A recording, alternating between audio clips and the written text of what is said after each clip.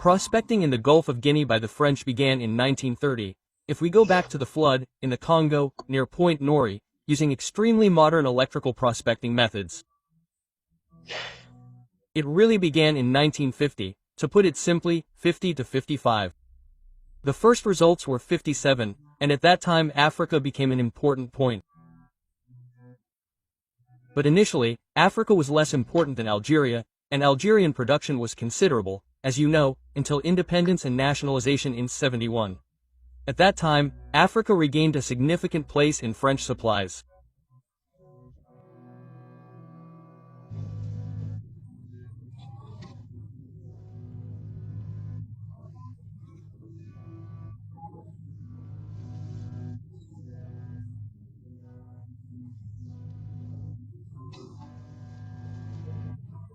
Region sang Regiona Congo Cacao.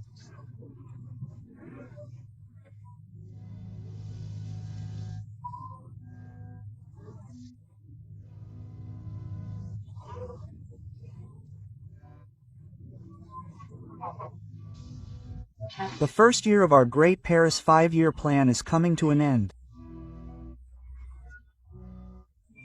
As everyone knows, the 1982 to 1986 5-year plan is a vitally important issue for our country and our people.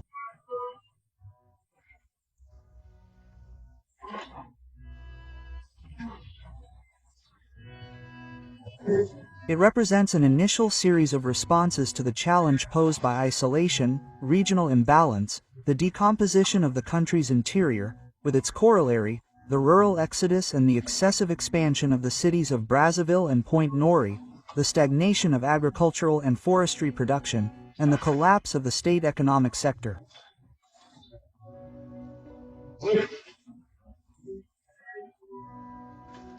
The needs of the people are immense. Satisfying them requires us to expand the productive sector by creating new businesses, providing more massive support to farmers, electrifying the countryside and cities, opening up areas, and so on.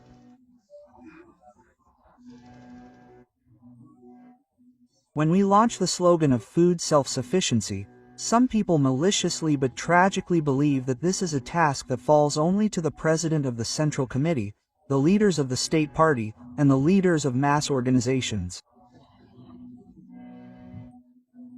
As soon as a slogan is launched, everyone takes it up in the form of a banal slogan, folds their arms and expects miracles, telling us that in this world, there are no more miracles. Our salvation lies in our ability to produce. The state has a role to play and it plays it every year according to the effects of the crisis. It remains that each of us, wherever we are, should play our part. Let us not forget that periods of economic recession for a nation always correspond to periods of political decline for the people. Our dignity and prestige are at the price of work, and we remind you of these words full of meaning. A people who do not produce what they consume are not a free people. From November 20th to 27, 1976, Brazzaville hosted a major political event. The first national conference of the Congolese Labour Party, intended to prepare the Third Extraordinary Congress of the PCT. This moment marked a crucial step in the ideological consolidation of the ruling party. But a few months later, everything changed. On March 18, 1977, President Marion Gwabi was assassinated in unclear circumstances. The following day, March 19, the Congolese Workers' Party announced the creation of a military committee of the party, the CMP, which replaced the Special Revolutionary General Staff. This emergency committee, formed in a hurry, was tasked with managing state affairs, organizing state funerals, and above all restoring order in a climate of extreme tension marked by a succession of death sentences and political score settling. On April 3, 1977, the CMP, now vested with full power, appointed Colonel Joachim Yambi Opongo as its head, who became head of state and president of the Council of Ministers. He was sworn in on April 6 at Brazzaville City Hall. Alongside him, Commander Denis Sassou Nguesso was appointed first vice president of the CMP, responsible for coordinating the party's activities, while retaining his portfolio as Minister of Defense. a position he had held since December 1975. Commander Louis Sylvain Ngoma, appointed second vice president, became prime minister and minister of planning, presenting itself as the successor to the work of Marion Go, Abbey. The CMP committed to restoring legality within the party. It promised to end the emergency regime and restore the normal functioning of institutions. However, behind this stated determination, internal dissensions emerged. Gradually, the CMP began to crack. The call for a new Congress became inevitable. From February 5 to 8, 1979, an extraordinary session of the PCT Central Committee officially ended the reign of the party's military committee. A preparatory committee was set up to organize the Third Extraordinary Congress of the party, scheduled for March 26, 1979. It was headed by Colonel Denis Sassou Nguesso, who was appointed chairman of the preparatory committee and chairman of the Council of Ministers, acting as interim head of state. He presided over the opening ceremony of the Congress at the Brazzaville City Hall. On March 31, 1979, at the end of this decisive Congress, Colonel Denis Sassou was elected chairman of the PCT Central Committee, President of the Republic, head of state and chairman of the Council of Ministers. On August 14, 1979, he took the oath of office at the Brazzaville City Hall. The solemn ceremony took place in the presence of members of the Political Bureau of the party's Central Committee, the National People's Assembly, the Council of Ministers, the Diplomatic Corps and many activists who had come to welcome a new chapter in Congolese political history.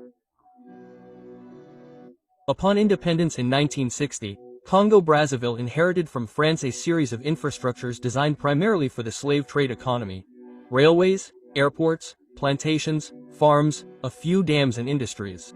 Although designed to export resources to the metropolis, these structures constituted a valuable base for the economic development of the young state. The dam, the river and seaports, the industrial plantations, everything seemed in place for a promising takeoff.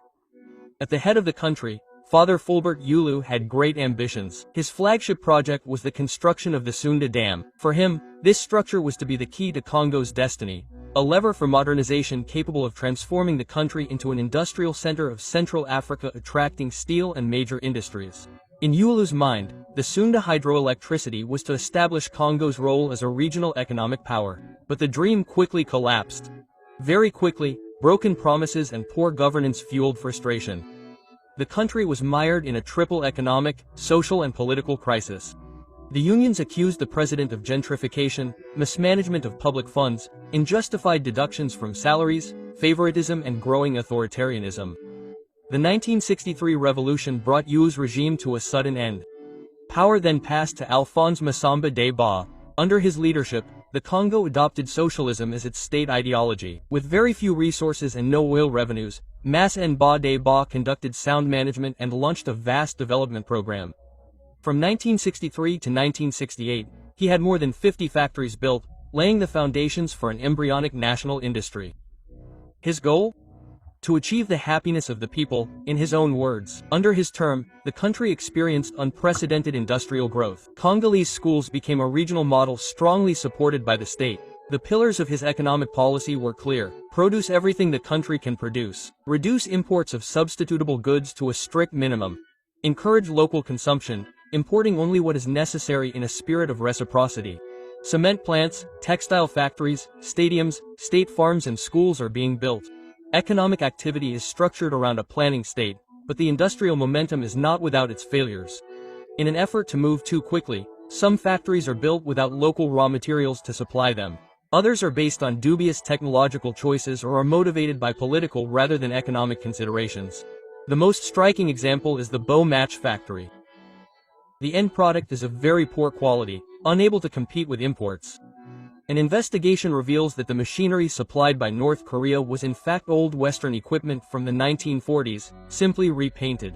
The politically sensitive affair is hushed up. Another resounding failure was the AMPAMA dam planned near Akana with the help of the USSR. The project was stopped at the study stage. The Soviets gave no explanation. In Mosaka on the banks of the Congo River, the Moalu Mosaka factory was opened in 1965. Its aim was to industrially dry the local fish that was abundant in this lagoon region. But the project quickly came up against the reality on the ground. The fishermen refused to sell their fish to the factory because the prices imposed by the state were lower than the local market. Within 2 years, the factory closed due to a lack of raw materials. These failures, despite a genuine desire for development, illustrate the limits of state determination in the face of technical, human and economic constraints. But they also bear witness to a moment of collective hope, a time when Congo still believed in its ability to chart its own course, far from colonial models, and to build a future based on industry, education and economic sovereignty. In 1969, Mariane Ngouabi became the Supreme Magistrate of Congo-Brazzaville. Barely installed, he reaffirmed the country's socialist option and announced a clear direction. His policy was based on the fight against capitalism with the aim of freeing the country from all forms of economic domination. He continued the wave of nationalization and even mentioned the creation of an independent national currency. Nationalization involves transferring control of companies that were previously private or owned by foreign interests to the state. The aim was to redistribute wealth and correct the economic injustices inherited from colonization. However, this radical policy was not without consequences. Mariane Ngouabi's regime was faced with a catastrophic economic situation. Popular discontent was growing, fueled by the deterioration in living conditions. Nationalizations displeased the economic powers, particularly France. The regime thus attracted enemies both externally and internally. Meanwhile, within the Congolese Labour Party, embezzlement became commonplace. Public companies were riddled with corruption and mismanagement. On the international level, the Congolese president's Marxist-Leninist ideology strained relations with France, particularly because of French interests in strategic sectors. Potash was exploited by the Congolese Potash Company and, in particular, oil exploited by Alpha-Kaidan. France did not appreciate Ngouabi's support for Agostinho Neto's MPLA in Angola. Allied with the USSR, Paris supported Holden Roberto's FLNA. In 1974, Congo experienced its first oil boom thanks to the surge in world prices caused by the Yom Kippur War. State revenues exploded, rising from 21 to 44 billion CFA francs in 1 year. With these new resources, the president launched an ambitious 3-year program focused on strengthening the public production sector, reducing social inequalities, modernizing infrastructure, and revitalizing rural areas. The first concrete achievements were made. Sokoton, a Congolese cotton company, a limestone factory in Madagu, a hydroelectric dam in Bwenza, a water supply project in Brazzaville, microwave links between Brazzaville, Pointe Noire, Wesso, and Imfondo, a satellite telecommunications station, the creation of the Maison de la Radio et de la Télévision Nationale, and even the purchase of 2 Canadian twin planes for the national airline Lina Congo. However, the system's limitations quickly became apparent. Delays, insufficient funding, a lack of feasibility studies, and improvisation. At the same time, the political climate deteriorated in December 1975. The party's political bureau was dissolved. A purge of civil service officials was launched. The Special Revolutionary General Staff, EMSR, replaced the traditional leadership structures. Relations with Alpha-Kaidan became explosive. Ngouabi accused the French company and the Italian company Agip of underpaying their royalties. In 1977, he demanded an increase in the price of a barrel of Congolese oil. He also denounced a deliberate reduction in production orchestrated to economically suffocate the country. He went further, directly accusing France of seeking to destabilize his regime. He declared, "We have always said that we wanted to cooperate with France as equals, but unfortunately we must deplore the obstacles that are being placed in order to thwart our experiment." On October 10, 1976, he announced an increase in oil taxes. Alpha-Kaidan reacted violently. CEO Pierre Guillaume organized a financial suffocation of the Congo. Salary arrears accumulated, promotions were frozen, and the Congolese economy sank. Planning became illusory in a country whose key sectors remained controlled by French companies. Faced with the turmoil, Mariane Ngouabi considered an unexpected alliance. He proposed sharing power with Alphonse Massamba Despot, his predecessor whom he considered a rigorous manager. Ngouabi would ensure security and defense. Massamba debated the economy, but this project never saw the light of day. On March 18, 1977 at 2:30 p.m., President Mariane Ngouabi was assassinated in his residence at the army headquarters. March 18, 1977, President Mariane Ngouabi was assassinated. The shock was immense. The already fragile country entered a phase of total uncertainty. In the aftermath, members of the Congolese Labour Party, PCT, created a military board, the Military Committee of the CMP Party. April 3, 1977. At its head, Colonel Jacques Joachim Yambi Opongo became head of state. He spoke and defined the guidelines for his action. The CMP declared itself a faithful follower of the work of the immortal Mariane Ngouabi, that of building a socialist society in the Congo according to the principles of Marxism-Leninism. However, this seizure of power raised a constitutional controversy. According to Articles 25 of the party's statutes and 40 of the 1973 Constitution, Jean-Pierre Tister Chikaya, then head of the party's permanent office, should have assumed the interim role. In reality, the CMP imposed itself outside the legal framework in a logic of military crisis management. The spiral of violence continued on March 22, 1977. Cardinal Émile Bayenda, Archbishop of Brazzaville, was kidnapped, LYCH and buried alive in the Atadolo cemetery. The scene took place in the middle of the night in a climate of terror. On March 25, 1977, Alphonse Massamba Debat, former president, was accused of being the instigator of the plot. He was sentenced to death and executed without a fair trial. At the same time, major political figures were arrested: Pascal Lasuba, Ambroise Numazele, Claude Neston Dalla, David Munsaka, Perncy. The PCT was plunged into an era of widespread suspicion. The climate was one of repression and settling of scores. From February 5 to 8, 1979, after almost 2 years of instability, the PCT Central Committee, which had been on hold since 1977, met in an extraordinary session under the chairmanship of Jean-Pierre Tister Chikaya. A major decision was made there: the dissolution of the CMP. On February 7, 1979, a preparatory committee for the Third Extraordinary Congress was set up. At its head was Colonel Denis Sassou Nguesso, a turning point. On March 31, 1979, Denis Sassou Nguesso was elected chairman of the PCT Central Committee, President of the Republic, Head of State, and President of the Council of Ministers. A few months later, on July 8, 1979, a constitutional referendum was held. The official result was 97% yes. The new constitution of 1979 reaffirmed popular sovereignty but also the leading role of the Congolese Labour Party. The new regime sought to appease the situation. Several political prisoners were released. Pascal Lasuba was evacuated to France for medical treatment. Claude Ernest Nala and Jean-Pierre Tister Chikaya were granted a presidential pardon after their conviction in the 1982 bombings.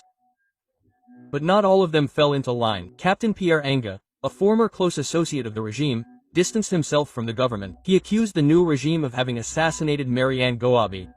He published a text entitled, "What Divides Us and the Means of Averting a Crisis in a Revolutionary Process." Hunted down, he went underground and in July 1988 ended his armed protest. As for Jacques Joachim Yambi Opengo, former head of the CMP, he fell into disgrace. Accused of embezzlement of public funds, he was demoted, dismissed from the army and placed under house arrest in the city of 17. In 1987, he was accused of plotting against institutions. Never tried, he remained detained until August 15, 1990. SAS proclaimed a general amnesty. Yambi Opongo was released without trial and received 950 million CFA francs in compensation for his confiscated assets. The death of Marianne Goabi ushered in a decade of purges, reconfigurations, settling of scores and ideological refocusing. The socialist regime of Congo, now consolidated under Denis Sassou Nguesso, entered a new era, that of strong power and centralized single-party rule. With the rise to power of Denis Sassou Nguesso in 1979, the Congo seemed to be entering a new era. Congolese claims to elf oil were abandoned. The floodgates reopened, black gold began to flow freely again, and with it a dream of grandeur was reborn. The oil boom from 1979 to 1982 was unprecedented. The price of a barrel jumped from $13 to $35. As a result, Congo's oil revenues exploded, rising from $13 billion to $152 billion, a windfall without equal in the country's history. Confident in this newfound wealth, the Congolese regime launched an ambitious 5-year plan in 1982, 2/3 of which came from oil. The plan was to reclaim the hinterland, open up rural areas, reverse the trend of migration to the cities, revive the public sector, and develop a mixed sector capable of attracting productive investment, both national and foreign. The 5-year plan resulted in a wave of infrastructure on the ground: 583 kilometers of paved roads, doubling the existing network, 25 bridges built, representing 1,800 meters of engineering structures. Realignment of the CFCO between Dolisi and Bilinga, initiated under Nongabi, completed in 1985, 641 housing units built, including more than 300 social housing units. Extension of the electricity grid from 420 to 750 kilometers. Drinking water plant on the Jayeri, increasing the coverage rate from 40% to 61% in Brazzaville. 1,908 jobs created in the civil service. Congo then dreamed of a powerful production system that would no longer depend solely on oil. The goal? To create a public agropastoral sector, support rapid urbanization and improve the living conditions of the Congolese people. It was a state of grace. Social peace seemed assured, but this dream would only last a few years. From 1983 onwards, oil prices plummeted, and with them hopes for sustainable development. The budgetary situation became critical. Deficits piled up. The state struggled to honor its commitments, and external debts exploded. 1985 was a turning point. Strikes, student marches, cars set on fire in the streets of Brazzaville, bomb attacks, and rumors of children being kidnapped and transferred to Mukondo. The country sank into an atmosphere of fear, violence, and frustration. The 1982 to 1986 five-year plan, designed as a springboard to emergence, was shattered by the reality of an extroverted and vulnerable economy dependent on an uncontrollable international oil market. In June 1985, Congo was forced to submit to the demands of the IMF by adopting a structural adjustment program. Economic sovereignty declined. The old recipes of austerity and privatization are making a comeback. The enchanted interlude of the oil boom is coming to an end, giving way to a new period of tension, austerity, and resignation. In August 1986, Congolese President Denis Sassou Nguesso becomes the rotating presidency of the Organization of African Unity. Africa is then in a state of struggle. On the horizon, one word: liberation. The priority of the OA is clear: to fight against the guerrilla war in South Africa and secure the release of Nelson Mandela.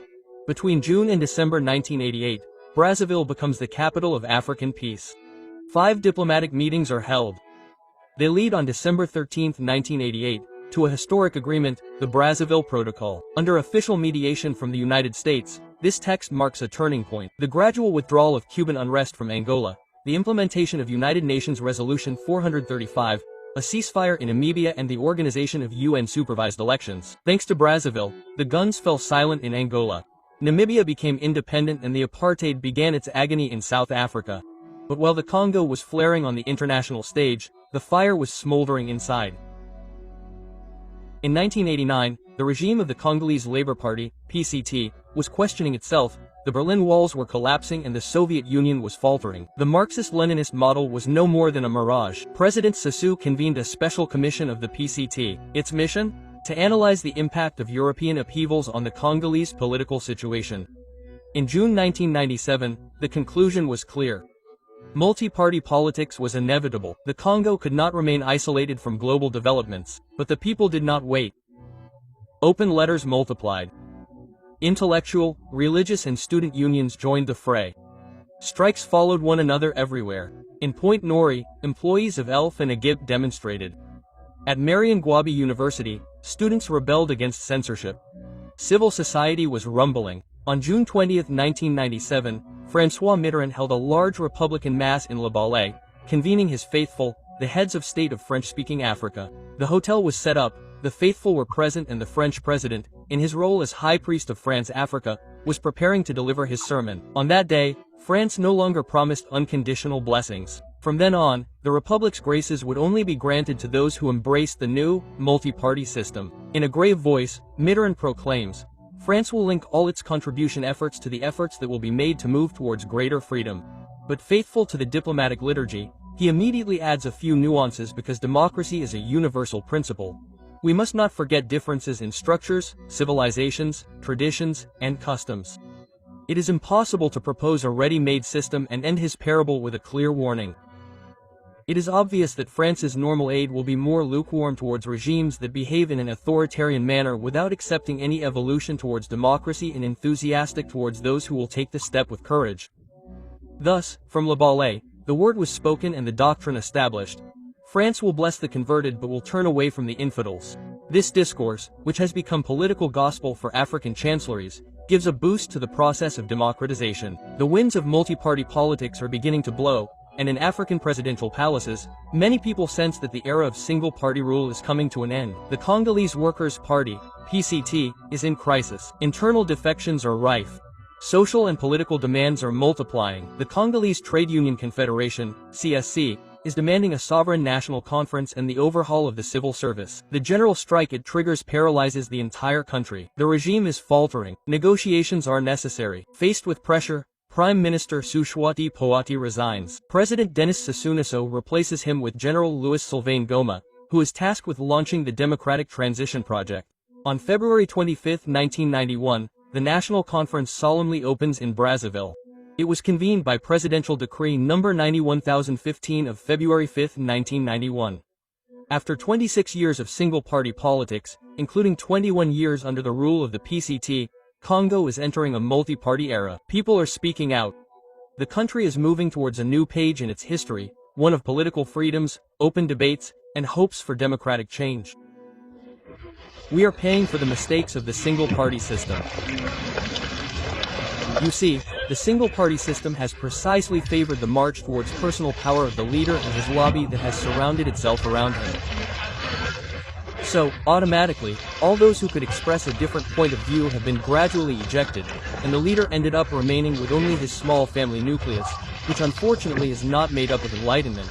The consequence is that the accumulated mistakes have led us to this explosion of assistant taking. The leaders were having fun. They were not running the country, but they were running their property. It was no longer the Congo of our ancestors. It was no longer the Congo of the Congolese, it was their Congo. And so we were all truly their subjects. So they were kings. In the days of the one-party system, what you just heard today was no, it was sacrilege. We couldn't do it. What you heard today, the Congolese are hearing for the first time. I'll leave you. I was the president of the government simply because I was attached to the office of the head of state. That is to say, on television, I was responsible for reporting on the president's activities.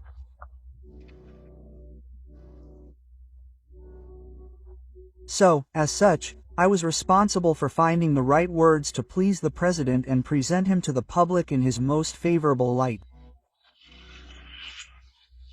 There was the PCT monopoly, the monopoly of thought, the economic monopoly, the monopoly in everything, and that is this monopoly that we are gradually liquidating, completely liquidating.